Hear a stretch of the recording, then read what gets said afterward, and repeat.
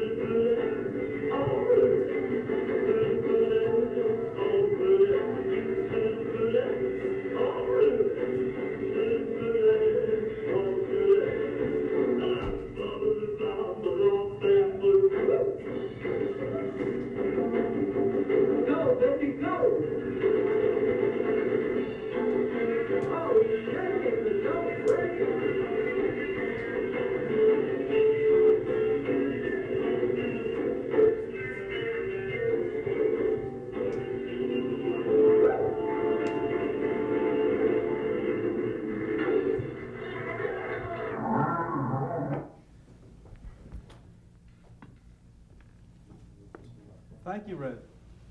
Thank you very much, Mr. Kaufman, and I thank you all very kindly. Why don't you come here and join me, and I'll talk to you. Okay, I just might do that little thing. Thank you. Red Lightning, ladies and gentlemen. Why don't you come in here, put a microphone on, Okay. be able to talk. Thanks for being on the show. Oh, it's my pleasure. So you sing a lot of nostalgia? A lot of nostalgic music? Oh, you might say that. I deal with everything from the 1920s to the 1970s. Why is it that you pick nostalgia to sing about? Here, let me help you a little with this. As you can see, I'm not too overly mechanical. Why is it that you pick those kind of songs to sing? Well, you see, at the present moment, we're going through a big nostalgia boom, which we have been going through for a number of years now. And there happens to be a whole new generation or audience out there that has never enjoyed the divine pleasure of seeing this done live. And that's what you're giving them now? Yes, I'm giving them something that they've never quite enjoyed before, but great. which, thanks to the Crimson Cat with the ruby red threads, whoa, they can enjoy it now. Very good, thank you. Was Ricky Nelson one of your inspirations, one of your fans? Yes, Ricky was one of my early inspirations. Unfortunately, Ricky passed away recently, which was a great loss to the show business world, and we'll all miss him very dearly. And especially for those who still remember him with very, very fond memories. Yes.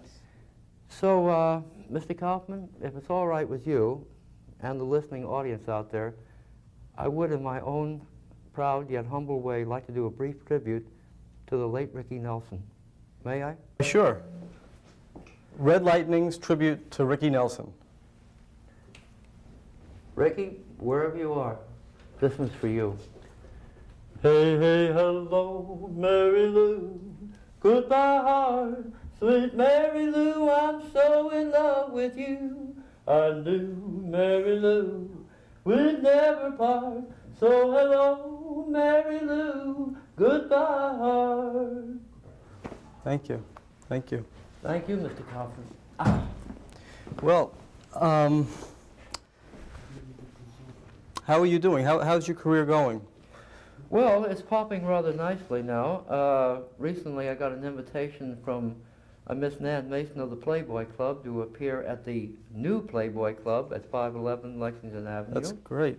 Great. And also, very soon now, I'll be doing my Singing, Swinging Scarlet Thing down at the Bitter End. That's a little nightclub on Bleecker Street in Greenwich Village here in New York City. Great. When will you be there? Let's see, I'll be there on the 5th of January, sometime in the evening, say about 11 o'clock. Okay. So, people, you can see Red Lightning down at the Bitter End and at the Playboy Club.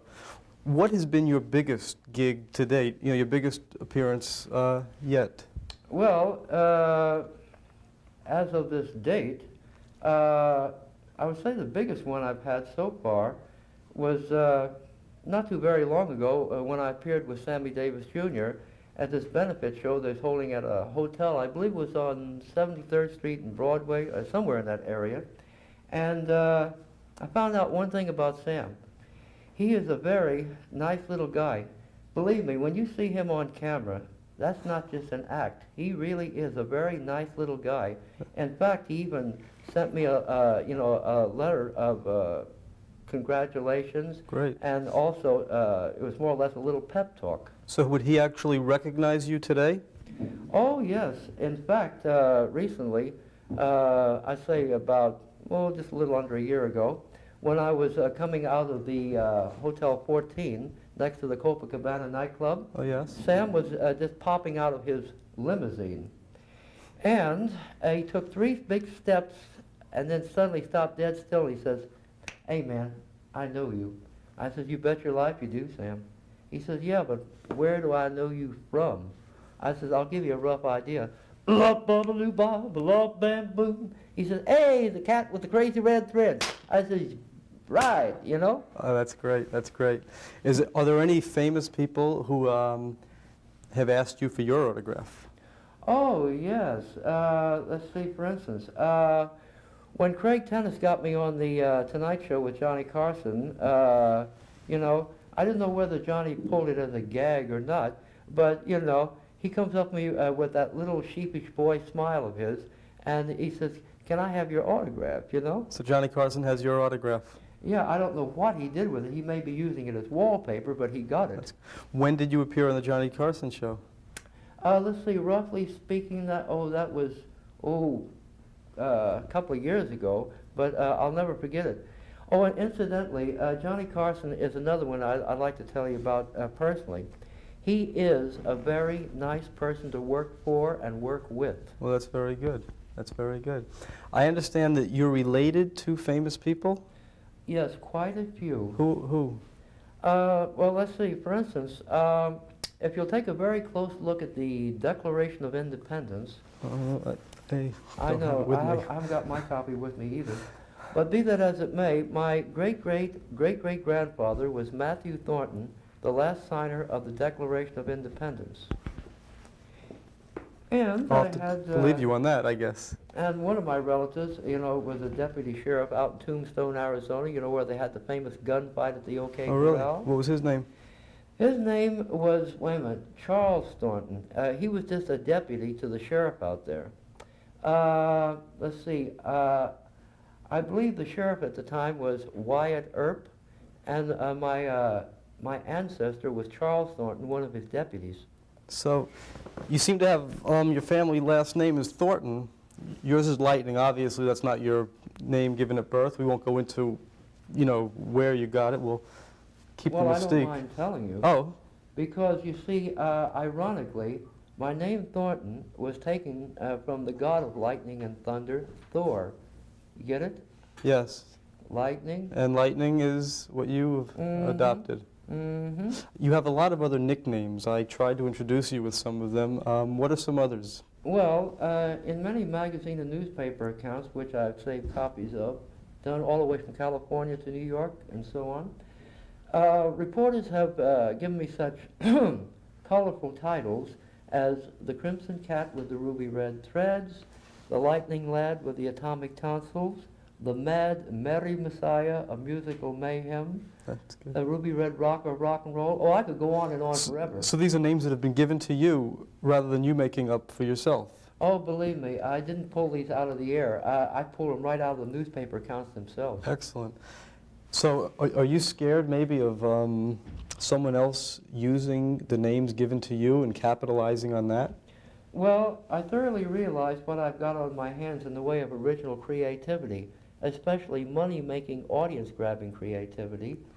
So, not trusting to the basic honesty of certain larcenous little mentalities, I had everything, my name, my costumes, my ads, everything connected with Red Lightning legalized. In other words, I went through a lot of red tape. So, You mean copyright? oh yes, and if anybody even tries to, halfway copy it, not outright steal it, but even halfway copy it, they would be up Mud's Creek without a paddle. Yeah, they'd probably have a difficult time just pronouncing it, though, actually. I understand you do more than just sing. You do imitations? You do Oh yes, in the creative field, I've been an actor, dancer, singer, comedian, impressionist, MC, writer, illustrator. talented. Oh yes, I've done everything except make a trip into outer space. And since I recently sent in an application to the NASA Space Control Commission, don't be surprised if Red Lightning doesn't do that. Can you Our picture next Red astronaut. How do you like Can you picture that? Red Lightning on the red planet? What imitations do you do? Would you do one for us now? Oh yes. Say for instance, excuse me, Mr. Nixon. Would you like to have been, on that first trip to the moon in 1969? Let me make myself perfectly clear. I would have liked to have been with those boys on that trip to the moon. And many people have said they would like to take Nixon, stick him in a rocket, and send him to the moon. Very good. That was Nixon. Mm-hmm. Very good. Do you do any other presidents? Oh, yes. For instance, Lyndon Baines Johnson. Reporter comes up, not the reporter, excuse me, the gentleman from the Internal Revenue Department comes up to the White House door, pushes the button.